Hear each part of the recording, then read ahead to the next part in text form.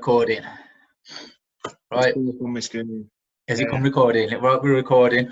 Welcome. Thank you for the interview. No worries. No worries. Would you like to introduce yourself? So, Yeah, it's Matt Hayes, aka White Rhino.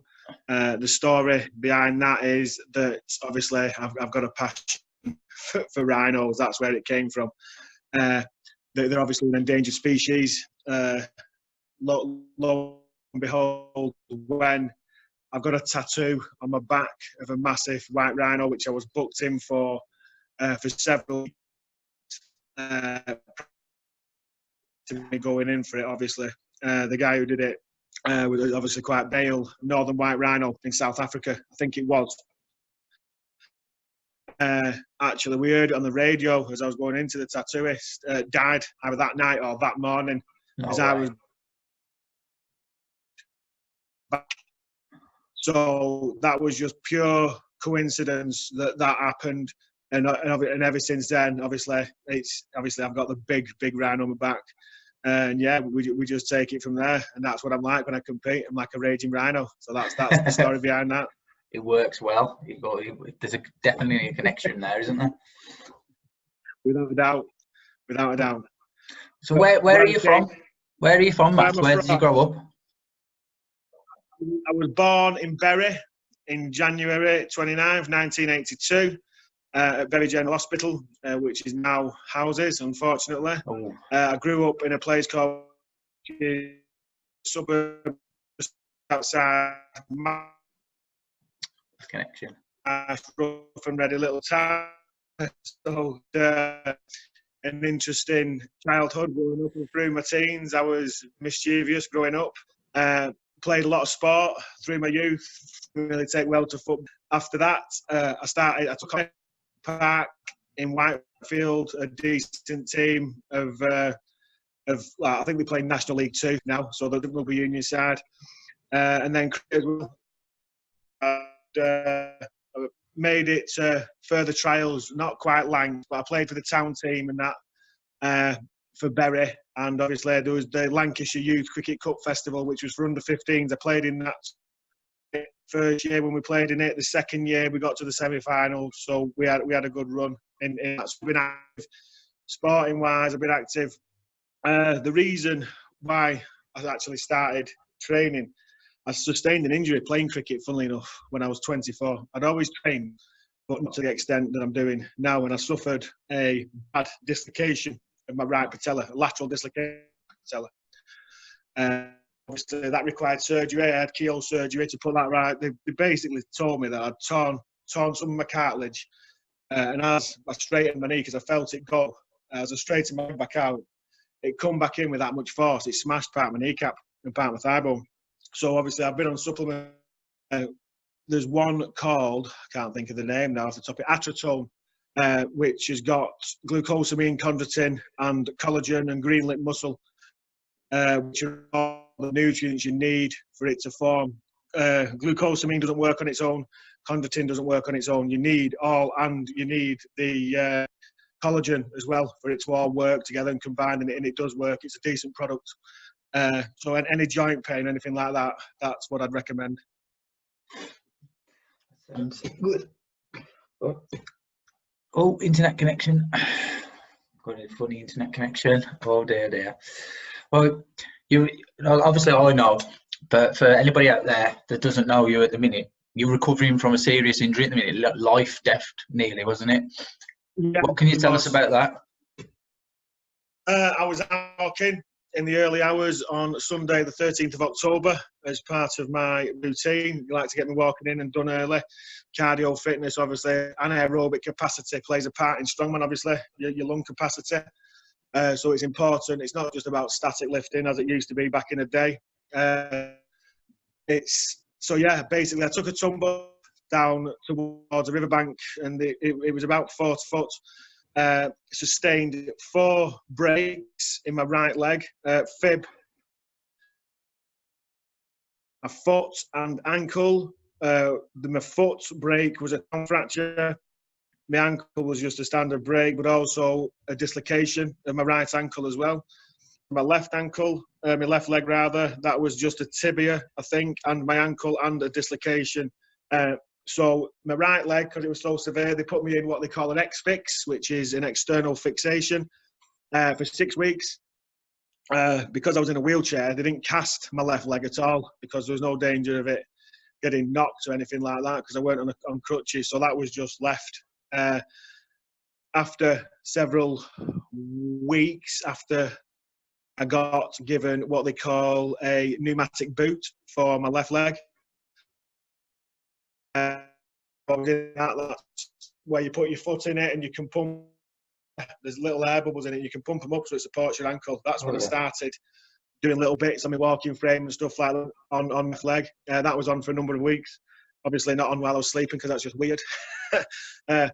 My right leg then, once the X-fix come out after 6 weeks, a cast went on for another 6 weeks. The cast actually came off on Christmas Eve. So I was boot free and cast free on Christmas Eve. They did actually that's not necessarily true. So they give me another boot for my right leg, which I had on for a period of 2 weeks. I'm now mobile, but still limping. Still sometimes need crutches to go up. Very rarely, just depends on how I'm feeling that morning. Stiffness is still there. I'm progressing well. It's been a very bumpy and emotional ride, both physically and mentally.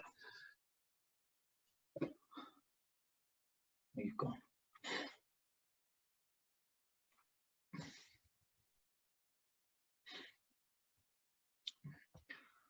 You've gone. Morning, Julie. I've lost you.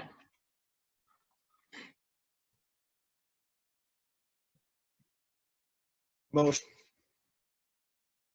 Yeah, where did it cut off? Yeah, right. We've started recording again. Internet connection and lots of interference. Right, Matt, we've got you back. You was telling us about your injuries. Obviously, that for the average man, that would ruin them. That'd end any career. But that ain't gonna end your career, is it? No chance. I mean, there was more to it that I've not even touched upon yet. I mean, when I went in, they had me in resus for 5 hours before they operated on me.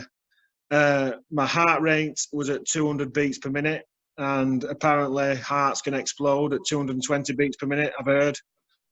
I think I did afterwards. I think the fastest heart rate ever recorded was 429 per minute. But that was on somebody that had an heartbeat, and it seemed but normal guys, I think that they can burst it once over the cigar. That is round about your maximum limit. I mean, you see guys in the strongman doing the truck pulls and stuff, and they're at like 180, 185, 190. I was well above that. They were worried that my heart was going to explode. My blood pressure was unreadable for 4 hours. It was off the scale. They MRI'd me, they scanned me because they thought I'd fractured my skull and my pelvis. Luckily, they were all intact. I mean, fractured pelvis would probably end any strongman career, bodybuilding career, any sport really. I'm not sure if anybody has done that and come back from it. If there has, I think I'd like to talk to them and see how they did it. Also, yeah, I don't know if it caught it before or not. When I had a ramp built outside the house for my wheelchair, and one morning Julie was going to work and it had been icy, the coldest night we'd had, and she slipped on my ramp and landed on her back basically, and it turned out she ended up, well, we thought it was sciatica. It turned out to be a lot more than that. She got a herniated disc in her back now, so it just seems never ending at the minute, but we keep going, we keep fighting. She's got 20% function in her left leg due to this disc in the back, which is just something else that we're going to have to battle. Anyway, she keeps going on. She don't moan about it. She just cracks on. She's in a lot of pain, but we're getting through it. And that's what we do, and that's why we are so strong together, and that's why she's my team captain. That's what makes you a governor. Quitting's not an option. One of the taglines. Yeah, that's it. You just got to keep going. You can't. If the day you give up, you may as well die. Exactly. So Exactly. Life's for living, and you've got to keep moving forward regardless of the situation. I mean, without a doubt. there's a guy on Instagram who's a life coach, and I've not spent that much time with him. I've spoke to him every once in a blue moon, and he said you change your mindset. So I changed the way I look at things. So regardless of what's going on in your life, regardless of how dark you seem you are or how low you are, and you couldn't get any lower, there's always a positive to take out of every situation. And people might think, oh, well, that's easy to say. Yeah, it is easy to say, but trust me, I've been there. I've been in the darkest doldrums you could ever wish to be in, mentally and physically, and I'm choosing to fight back. I'm wanting to fight back. I've got my kids looking up to me, and they're looking up to me, and Yeah, definitely. telling me every night you're doing amazing. Do you know what I mean? So it's like I'm getting adrenaline rushes now as I'm saying this to you, because that's how emotional I am about it. Yeah. It's easy for people to say, oh, well, yeah, it's easy. No, it's not easy. Trust me, it's been bloody hard. It has been hard. There's no question about that, and it will continue to be hard. But you've just got to keep fighting, and that's the message that I want to get across to people. If I can motivate anybody, that's it. Regardless of where you are, there's only you that can do something about it, and you need to choose to do it. You need to want to do it. Yeah. What a message. What a message, mate. So that's your past where you're at now. So I imagine, right, for your training before all this happened, you needed to eat like a monster. Tell me about your diet. What would you eat to be a strong man? That diet's not exactly like a bodybuilding diet.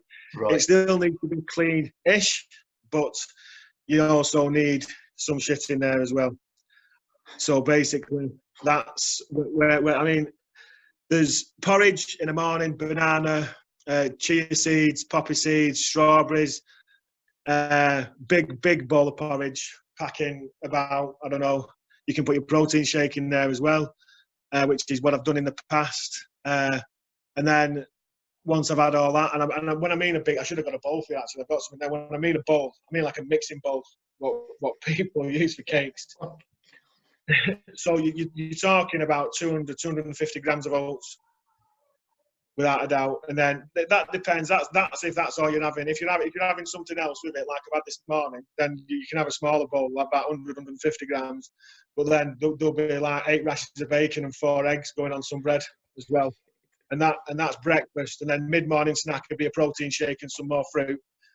And then obviously lunch, smoked salmon, smashed avocado, bagels, rice, shredded beef, chicken, and anything like that that's got all the nutrients you need, all the carbs to fuel you. Because I mean, I'm getting to a point now back training, and I used to get it a lot when I was eating a lot. And then if I hadn't eaten within sort of like 2.5, 3 hours, I'd start getting mad sweats. I'd start almost getting what diabetics get, going into a glycemic coma. So it's your body craving, your body craving nutrition, because you're fueling it that much and you're hammering it that much that it's just craving. It's saying, give me more, give me more. It's like when you get a fast car and you put your foot down and then you're trundling through like a town street and you can feel it pulling you. Like, give me more, give me. It wants to go, and that's what your body's basically telling you to do. Your body is telling you to fuel you. Your body will tell you what it needs. That's the thing with it. It will tell you exactly what it needs and when to put it in. So the body's an amazing thing. It is an amazing thing. Tea, evening meal, sweet potatoes. Again, basically white or red meat, and any sort of. I mean, I did. In fact, here's a story. I got asked to go and do a steak challenge at a pub. It's not there anymore, unfortunately. It burnt down. It was a 32-ounce steak challenge with all the trimmings. And the record when I went in was 9 minutes and 40 seconds, and I beat it. I beat it by 8 seconds. I got told there was about 10 seconds left, and all I had on my plate was all the gubbins and the mush from what's left over from when you've been eating. So I picked my plate up and just scooped it into my mouth. That was it. Way to do it. Bearing in mind, we sat in the restaurant part. They shouldn't have really done it. There's like all the couples in there coming in like for the meal. And then I'm there shoving the meal in. And they're just like, that's disgusting. I'm sorry. Apologising. So I was still being able to communicate while smashing this challenge. But yeah, calorie intake at the minute, because I'm not as active as I was, is round about 4,000 to 5,000 calories a day. When I enhance training and obviously nutrition, then we will go up to between 8,000 to 10,000 calories a day, and that's not easy to get in. You're force feeding yourself, which if you look at some of the documentaries which some of the elite guys have done, they'll tell you the same thing, that it's not easy. It is difficult to get it all in. Wow, that's next level stuff. I mean, one thing I did start with was Gold Top Milk. Graham's Gold Top Milk. They sell it in Asda. I used to have 2 litres of that a day. That's 2,000 calories there alone, without any protein in it, without any food. It's circa about 900 calories a bottle, roughly. I think it's about 898 calories a bottle for a litre, and I was drinking 2 of them a day. But the only thing with it, it's not very good for your body because of your cholesterol levels, because of the fat, because it's like the old milk you used to get on your doorstep with a proper cream in. That's what it is. The old, yeah. And it is really good stuff. It's good on your breakfast if you like that. So yeah. Yeah. So, what advice would you give to any newbie to the sport? Anybody that wants to be a strongman or wants to get involved in that competition game? Well, I'll tell you what I did. I was interested in strongman for years. I do wish I'd have started younger, but there was other factors going on in my life which permitted me or allowed me the freedom to do so. What I did was, basically, like I said, going back to my knee injury when I played cricket, this is how it all happened for me. I started lifting properly at the age of 24, consistently to rehab my knee. I was then training at a gym in Colne called Into Shape, where the late Lee Bowers, who was my first strongman mentor and coach, took me under his wing. That's basically how I got into strongman. From then, I did my first competition in April 2013, I think it was. It was Blackburn and Darwen's Strongest Man. And statically, I was extremely strong, but my anaerobic capacity clearly wasn't there, because that's where I failed on the moving events. So I was keeping up with the experienced guys, but not on the anaerobic moving events. In terms of where somebody would be starting out, I would seek somebody out in the locality or drop somebody a message. I'm always happy to help. I've responded to a few messages that I've received. There's a page called Starting Strongman where there's lots of advice in there. I've been lucky enough to train with the likes of Mark Westerby, who's a former World's Strongest Man competitor. I've trained with Graham Hicks. Hicks actually sent me a message the other day inviting me to go up and train with him, because he found out what happened to me, and he messaged me asking me how I was. Graham Hicks was 2019 Britain's Strongest Man, also World's Strongest Man competitor, current British log press record holder of 214 kilo, I think he is.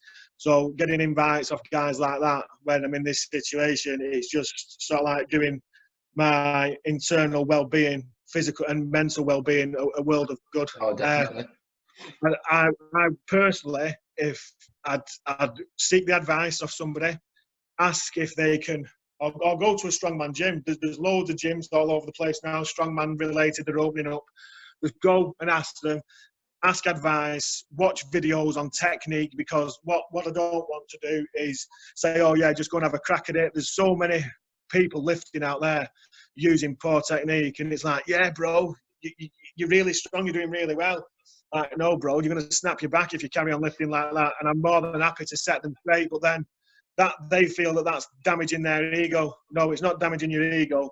It's protecting you from hurting yourself. I've been there, I've lived it, and I've done it. I've been in those situations. Get the technique right, work on it, focus on it, and then start adding the weights afterwards. Otherwise, you're just going to knock yourself up. All the mistakes that can be made, I've made. So there's no, just do it right. Just do it right and listen to the people that know. That's it. Brilliant. So what's your plans going forward from here? Plans going forward from here, right? Well, obviously currently rehabbing with Mark Turner, who you know at MT3 Health and Performance Lab in Burnley, which is where I currently live. Also working with Triple Fitness Therapy. They're overseeing my physiotherapy needs and whatnot. Obviously started lifting again now, just doing light bits, just trying to get the rotation and the strength back into my ankles, my quads, because I've lost a lot of muscle mass off my quads as well, obviously with being laid up. The target is to do a couple of truck pulling comps towards the end of this year, if I can, and see how the ankles hold up. That's the reality of it. Next year, I'll do a few warm-up comps, maybe, sort of like in the early part of the year. Billingham 2021, which is the Elite British Strongman Challenge. I will be going for that title. And then in 2022 is when I will be targeting the England Strongest Masters title. Yes, and then obviously if I place there will be an invite to the World Masters. So if I can get there from where I am now within a 2-year time frame, then that will be some story. That will be legendary. One for the book. Definitely. Yeah. Definitely, yeah. Have you got a book coming out in the future? Well, I would like to do it. I'm doing little video clips every couple of days of my progress, and not just gym progress, neither, like the true. I mean, I need to get Julie's input on it as well. I need to speak to certain people to see if they want to be involved, who've been a part of the journey. Obviously, I can't just go documenting stuff without the permission, so I'll get it properly. It's definitely something that I am interested in doing. Without a doubt, it's just getting down to doing it, which I'm hoping I can find the time to do it over the coming year or two. Fine, yeah. Finally, where do people follow you? What on the line? Say again. How can people follow your journey online? What are your social media? Oh, it's gone. Athlete page is Matthew Hayes. Are you there? Yeah. Just repeat that again, please. Yeah. No worries. My strongman athlete page on Facebook is Matthew Hayes Strongman White Rhino or -White Rhino, and on Instagram it's White Rhino Strongman. All right. I will put a link to all of your pages on the description of this video.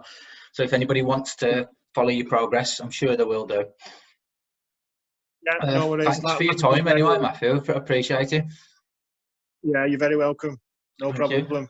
And obviously we've got a bright future ahead. We've got lots of plans. Obviously we can't talk about some of the plans at the minute, but wink, wink, we know what they are. No. Yeah, we do. But yeah, thank you very much. I'll put for anybody else that likes this video that's watching it, like and subscribe to the channel. Follow Matt's page and keep up to date with everything that we're all doing. Been a pleasure. Thank you very much, Matt. Enjoy the rest of your day, bro. And you, mate.